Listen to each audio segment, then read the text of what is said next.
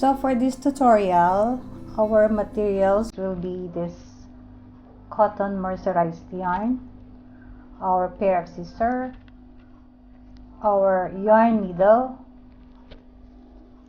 and our crochet hook. The size of this is 2 millimeters. Pwede nyo rin gamitin yung 2.5 kung medyo masikip kayo mag-crochet. So, double pull yung ginawa ko. So, nagbukas lang ako ng isa. And I just open one. So, kinuha ko lang yung both ends. Para hindi ako mag-open ng dalawa. So, to start off, we are going to chain 11.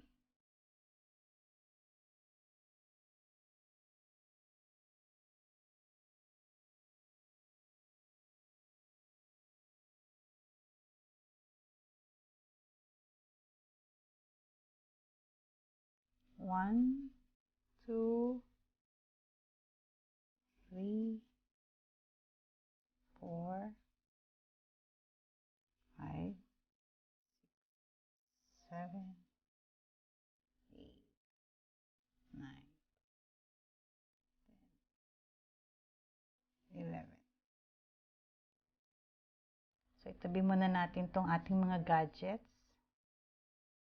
Yung ating mga nagawa na. So, now, naka-chain na tayo ng 11. We are going to make a single crochet on the second chain from the hook.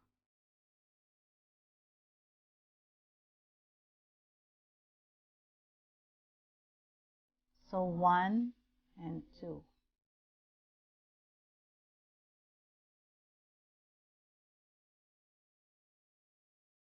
And then single crochet on the remaining 8. So 1, 2, 3, 4, 5, 6, 7, 8.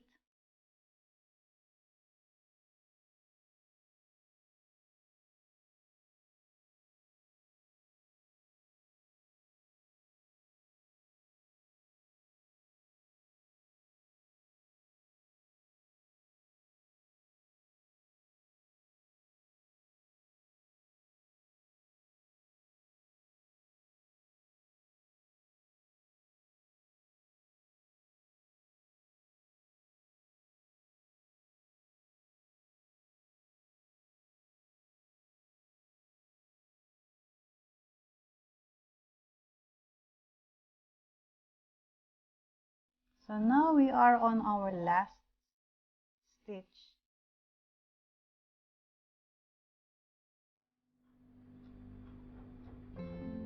So this is our last stitch. We're going to make 4 single crochet. So this is 1. And then second one. Third. And fourth. And then, dito na tayo sa kabila. We're going to make 8 single crochet again. Tak lang tayo ng ating sinulid pa. Take more yarns. You have the option to include your tail along, or pwede nyo na rin naman gupitin.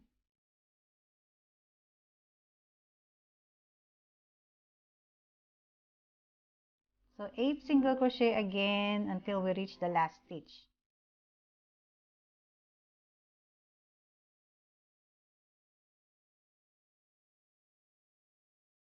So this is our third. Kung mapapansin nyo, in-include ko na yung aking tail dito para less yung pag-weave natin ng ends later on. I know most of us hate weaving ends, you know.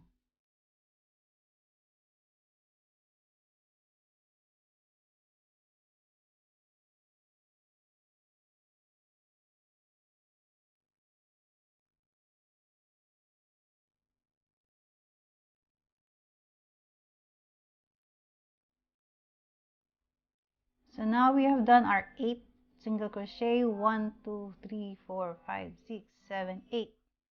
So dito sa last, gagawa tayo ng 3 single crochet. Kasi 'di ba meron na tayo kanina ditong isa. So to mirror the other end, which has 4 single crochet, we're going to do 3 single crochet here.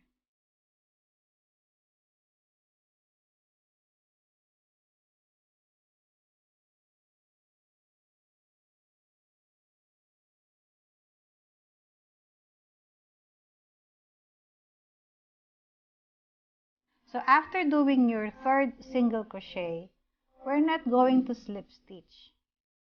So continuous, hindi tayo slip stitch to join para mas maganda. So we're going to continue doing single crochet on this next chain.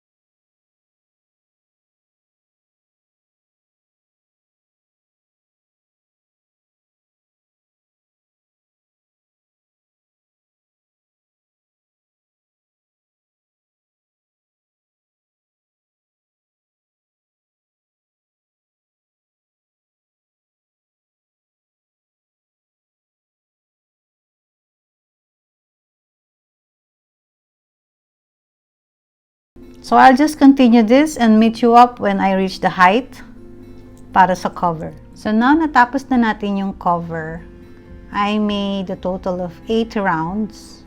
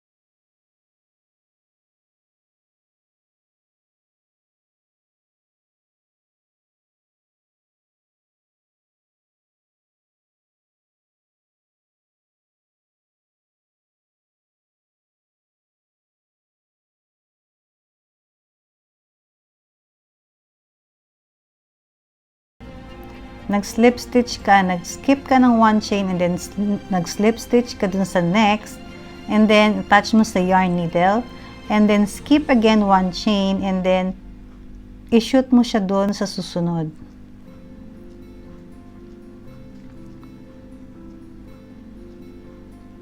This time you're going to form a V din, parang ganyan. Oh.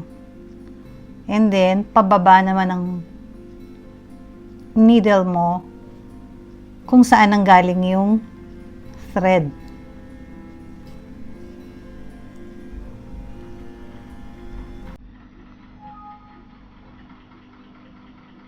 So, pa-V din siya, 'di ba?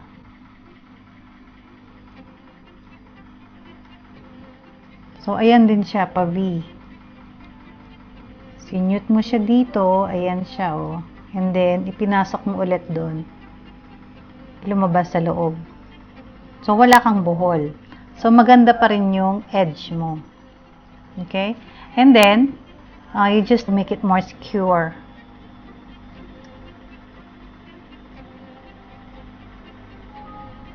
This is what I hate the most. Weaving ends. Lalo na yung mga pinagdudugtong-dugtong. Oh my God, ang daming ends. Kung pwede lang gupitin na kita. Okay. So I think that's okay for now.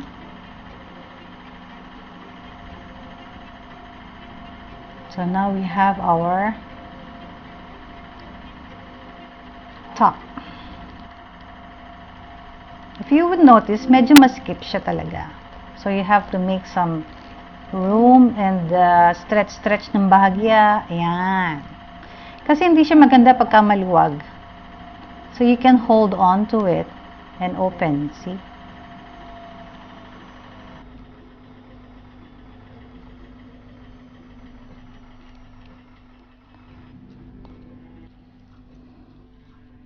So now we're going to make the bottom case.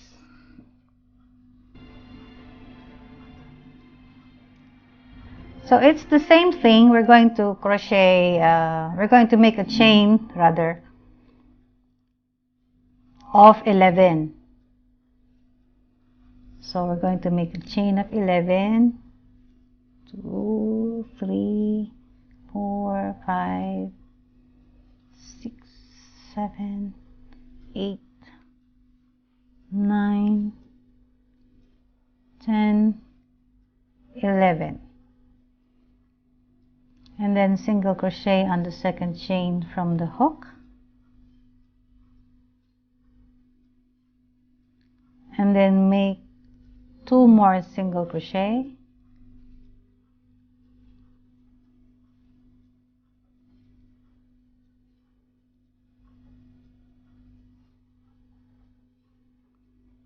And then we're going to chain 3. Ito yung space para dun sa charger. 1, 2, and 3. And then skip tayo ng 3. 1, 2, 3. And dun sa 4th chain, single crochet ulit.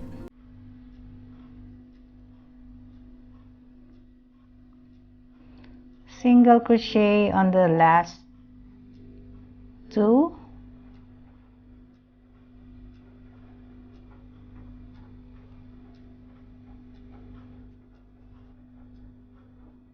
And then 4 single crochet dun sa dulo on our last chain.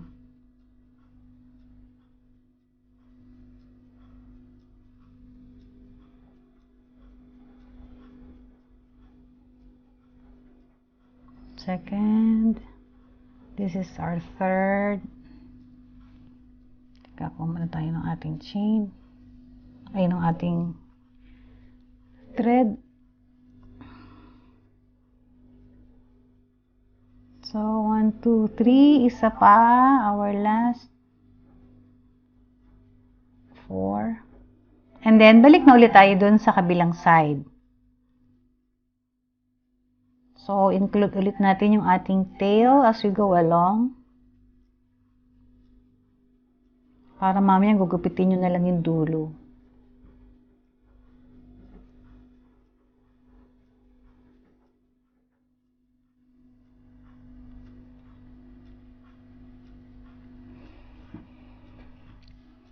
And then we're going to make 3 single crochet dun sa chain 3 na skip natin. What I do, if you would notice, hindi ako dun sa chain mismo. Kumbaga, kinover ko yung chain. So, some will do like this. Hindi ako dito.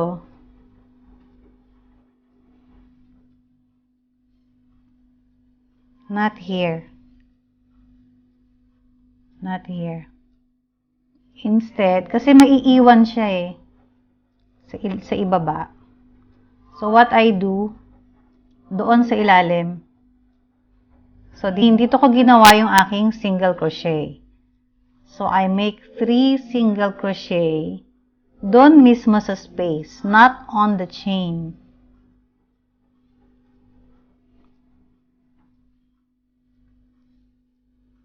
Ayan. So, I made 3 single crochet on this side plus 1. So, that's the 4th one.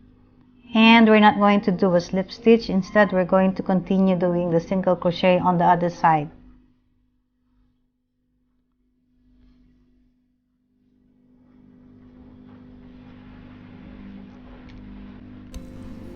Again, when you reach the chain 3 space, you're going to make 3 single crochet on the chain space, not on the chain.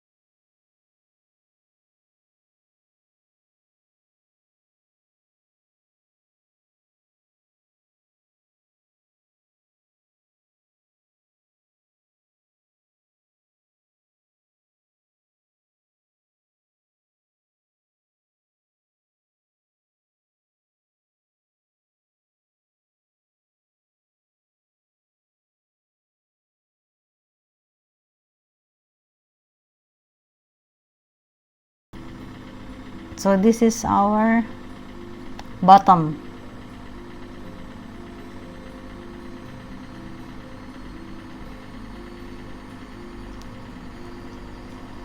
So 1, 2, 3, 4, 5, 6, 7, 8, 9, 10, 11, 12 rounds. Ito yung size niya.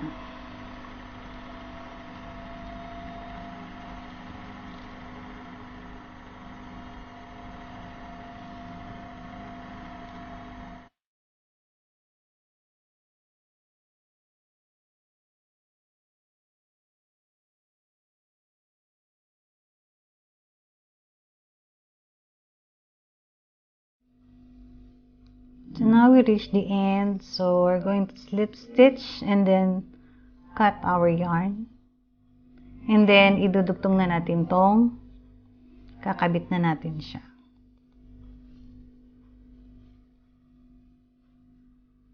So kakabit natin siya dito sa likod.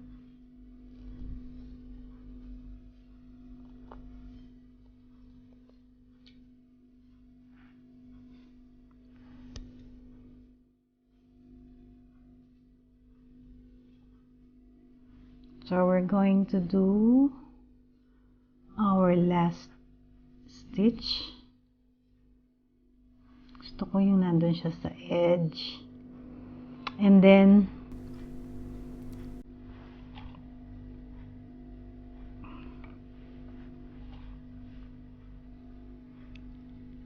skip one chain, and then sa next chain you're going to slip stitch.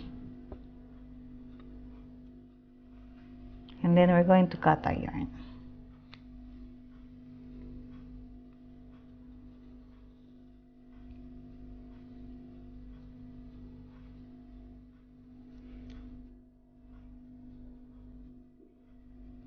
So, para maganda yung ating end. So, nag-slip stitch na tayo.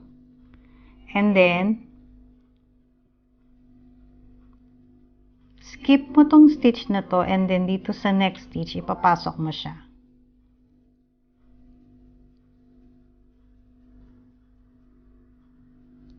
This will form a V. And then, kung saan nanggaling ating slip stitch kanina, wherein dito yun, doon mo siya itutusok ulit, and then, pababa na siya.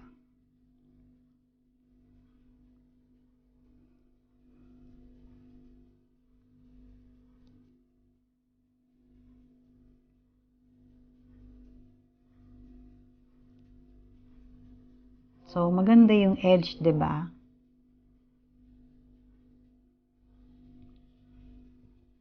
And then, we're going to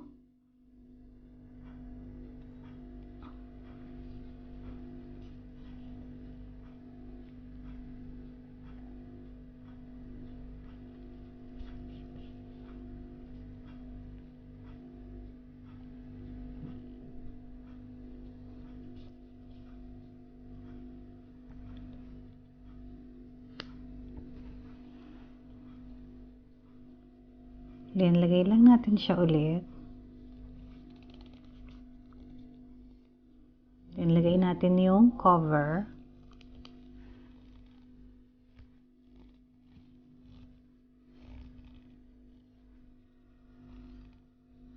So, sakto na siya, 'di ba?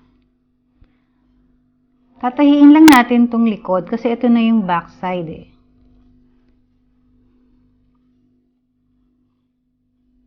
I'm going to show you how I do mine. So, it's up to you. Pwede rin namang i-slip stitch nyo using the crochet hook.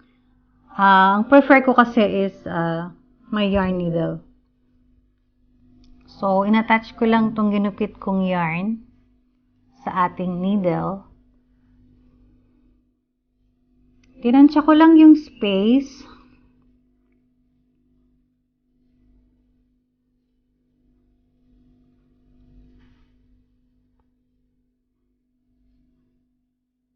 Pwede rin nyo naman siyang tanggalin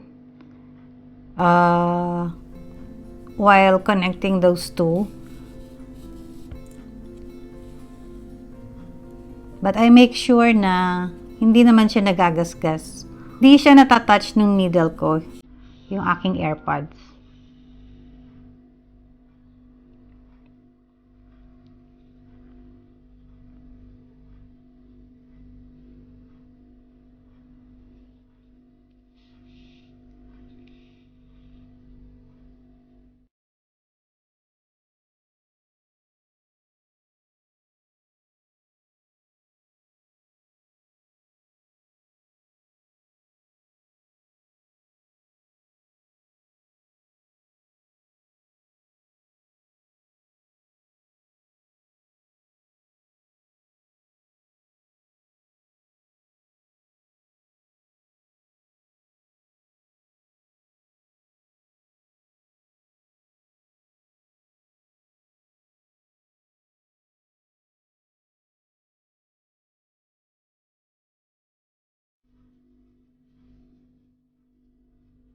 And then after first round, so ito na siya. You can see it's always open. You can remove your AirPods.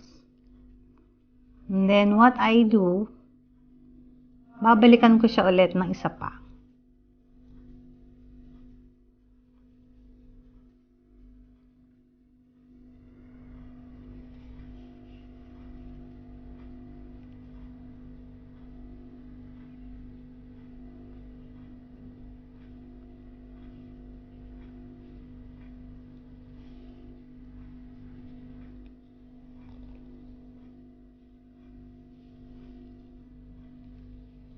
So I'm just going back to where I started.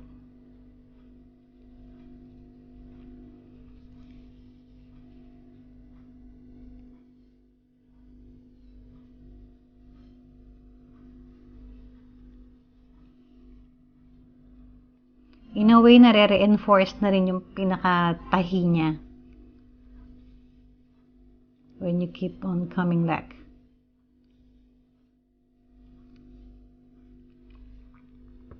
And then, ibubuhol ko na siya. I will take the other end inside.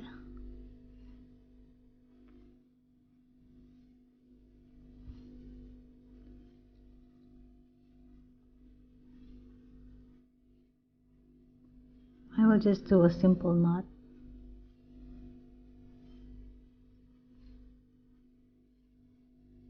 Do it again to make it secure.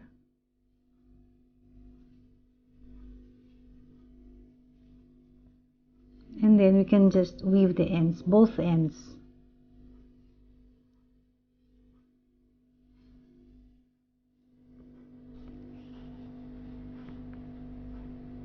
At the same time, flatten na rin yung ating buhol.